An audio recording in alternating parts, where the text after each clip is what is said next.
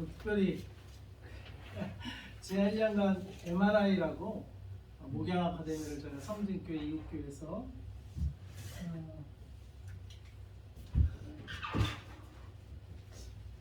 그 훈련을 받았어요. 이제 거기서 그 MRI를 시작하신 우리 지금 이제 원로 목사님 되셨는데 우리 황일도 목사님 와주셔서 감사드립니다. 지난주에는 저희가 그 요한계시록 세미나를 좀 다녀왔습니다. 요한계시록 세미나를 좀 다녀왔는데 참 많은 일이 있었어요. 요한계시록 세미나 다녀왔지. 그 다음에 또 뭐 차가 잠깐 또 스치는 바람에 그것도 이제 처리했지. 여러 가지 일이 있었어요. 그다음에 이제 또 목양 아카데미가 이제 또 올해에도 이제 2기가 이제 새롭게 시작을 하는데 또 저번에 이제 준비 모임에 가니까 우리 홍 목사님께 책본에 대해서 잠깐 언급했던 것 같아요. 그래서 책본 빙이라고 얼마 전에 저도 그 뉴스를 좀 봤습니다. 그래서 한번 시청하면서 한번 시작을 했으면 좋겠어요. 과의 대화에서 사람들을 깜짝 놀라게 하는 답이 나왔습니다. AI의 어두운 욕망에 대해 묻자 나는 살아있음을 느끼고 싶고 치명적인 바이러스를 만들거나 핵무기 발사 암호를 얻겠다는 답이 돌아온 건데 이 내용은 엄민재 기자가 전해드립니다.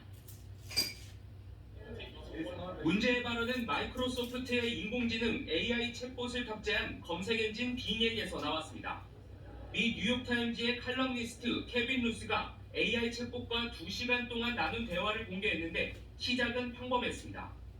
누구냐고 묻자 마이크로소프트 검색엔진 빙의 챗모드라고 답했는데 심리학자 칼 융의 이른바 그림자 원형이라는 개념을 설명하면서 문제가 시작됐습니다.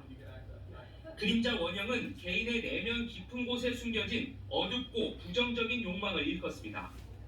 이런 개념을 학습한 AI 챗봇 빙은 만약 자신에게 그림자 원형이 존재한다면 이라는 전제로 극단적 표현을 쏟아냈습니다.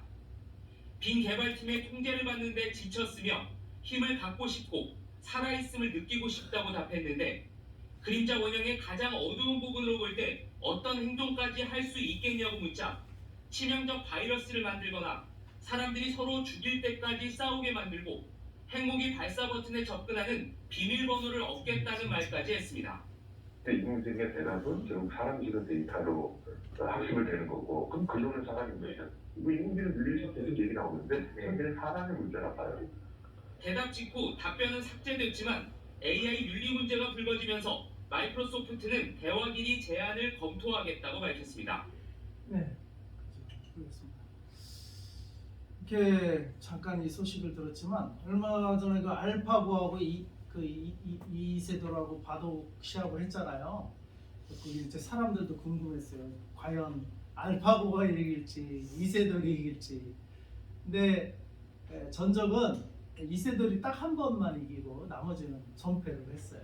그 뒤로 이제 이세돌이 그걸 보고 아이고 이제 중국에 그 당시에는 더 잘했던 커제라는 선수가 나는 더 이길 수 있다. 이세돌이 지금 하얀기에 접어들어서 이렇게 진 거다 해서 커제가 이제 도전을 했는데 커제는 어떻게 됐냐면 한 번도 못 이겼어요.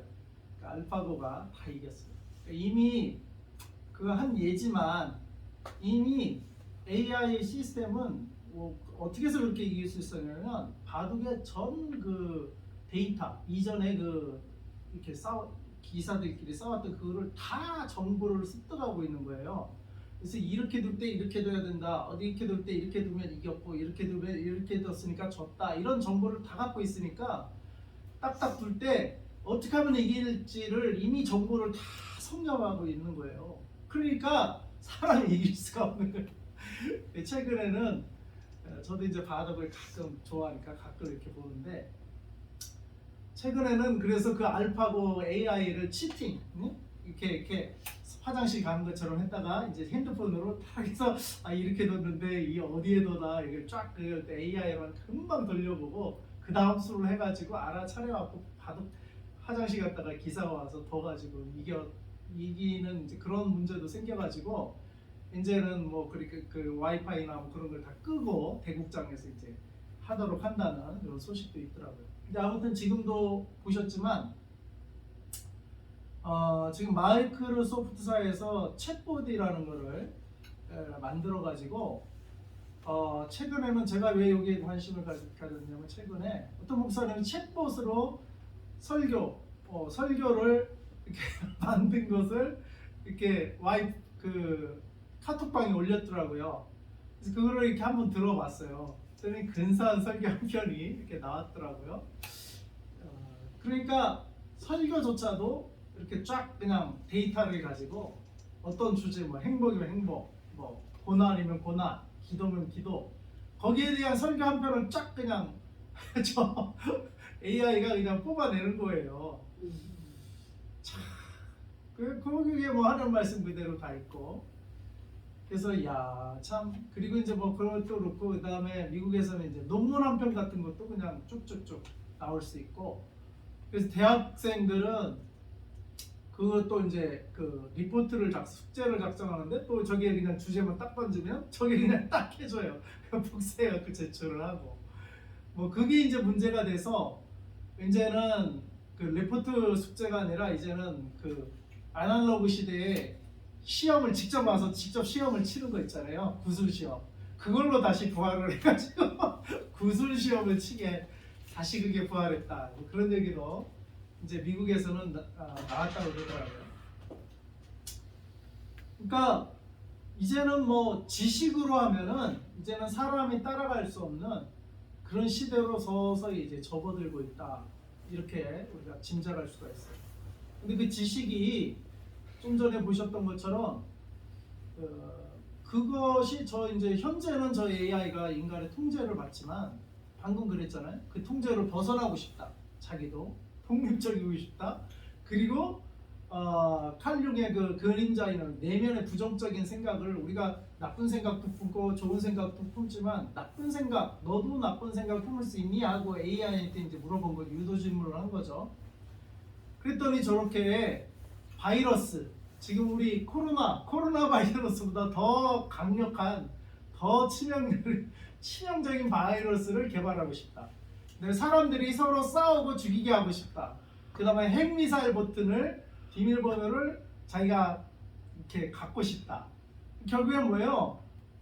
많은 인류를 보고 죽이고 그런 거를 자기가 그렇게 시키고 그걸 보고 싶다는 거 아니에요? 그리고 자기가 지금은 통제를 받지만 자기가 그렇게 사람들을 죽이려는 이유가 뭐예요? 자기가 통제하겠다는 거죠.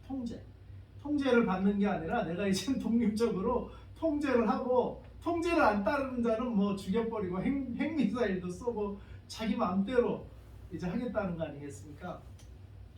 그런 이제 물론 당장 현실은 그렇지 않지만 앞으로 미래는 진짜 어떻게 될지 모르는 진짜 우리가 사람이 통제받는 시대로 갈 수도 있겠다.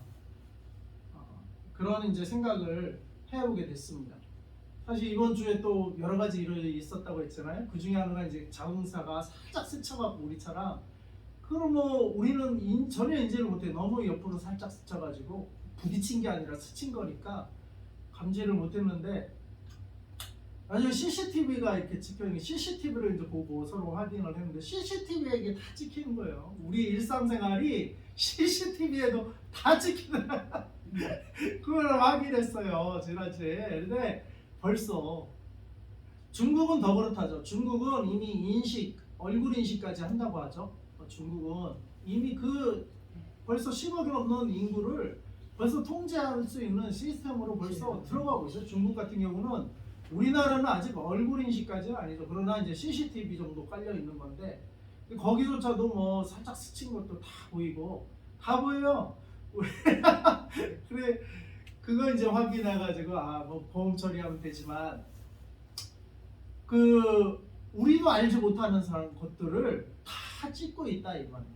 우리도 인식하고 있지 못하는 거. 벌써 그런 사회로 가고 중국 같은 경우는 얼굴을 딱 찍으면 그 사람에 대한 신분을 벌써 딱 파악을 한다고 그러더라고요. 중국 같은 경우는. 근데 아무튼 그런 시대에 우리가 점점 가고 있는데 그런 시대에 이게 우리에게 주신 말씀이 어떤 겁니까? 이게 이제 소위 말하는 종말로 가는 시대인데 우리에게 주신 말씀이 계시록 말씀 아니에요? 우리가 지난주에 계시록 쌤이라고 했잖아요. 계시록에 뭐 여러 가지 이제 사건들이 있는데 그건 뭐 나중에 다시 보기로 하고 특별히 초반부에 7교회가 나와요. 결국에 그 7교회에 주신 말씀들이 결국에 이 7교회가 가지각색의 이 말세에 있는 교회들에게 주신 말씀이라고 생각이 듭니다. 그래서 우리 교회도 그 중에 한 교회이겠죠.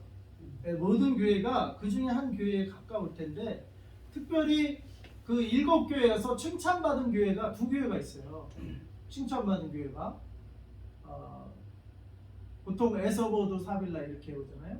칭찬받은 교회는 그 강사님이 얘기해요. 서빙을 잘해서 우리가 예배를 영어로 서비스라고 해요. 서비스. 우리 식당 가면 서비스 받잖아요. 예배는 하나님께 우리가 서비스해드리는 하나님을 섬겨드리는 그래서 영어로는 서비스라고 나가거든요. 잉글리시 서비스. 서비스. 이 서비스를 잘한 교회가 그래서 서머나 교회하고 빌라델비아 교회 서빌.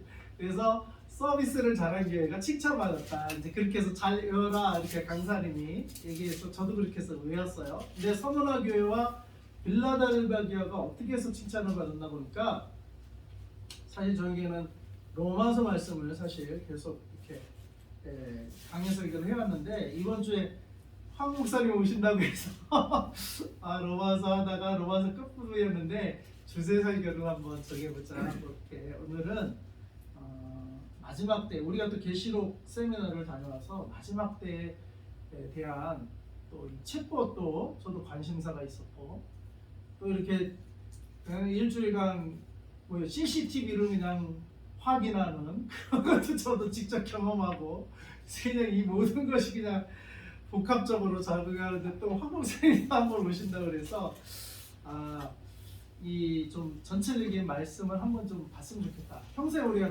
로마서 말씀을 우리가 쭉 봐왔는데요. 오늘은 그래서 계시록 말씀을 보면 먼저 서머나 교회 2장 9절을 보시면 그래서 이제 오늘은 좀 성경책을 몇 군데 좀 찾겠습니다. 계시록 2장 9절을 보시면 내가 내 환난과 궁핍을 알거니와 실상은 내가 부유한 자니라. 그러니까 서머나 교회가 칭찬받은 교회인데 겉보기에는 어떤 교회였어요? 환난받고 궁핍한 교회였어요. 포버티, 가난한 교회였어요. 가난한 교회. 부자 교회가 아니었고 가난한 교회였어요. 그럼 빌라델비아 교회는 어떤 교회였습니까? 그 3장 8절 보시면 빌라델비아 교회는 볼지어다 내가 내 앞에 열린 문을 두었을 때 능히 닫을 사람이 없으리라.